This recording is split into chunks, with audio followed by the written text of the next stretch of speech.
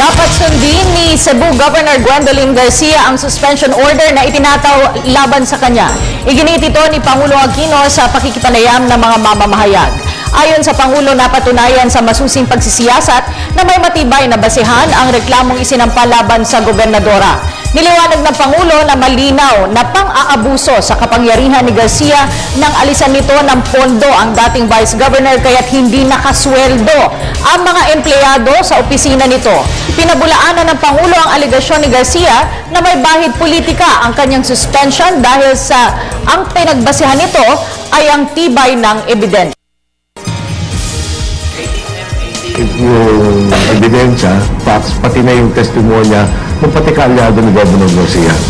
So, there is a violation of the pertinent rules and regulations and there is a corresponding penalty. We are blind as to party affiliation. Yung reverse is to do nothing and to be accused of not fulfilling our oath to faithfully execute all laws of the land.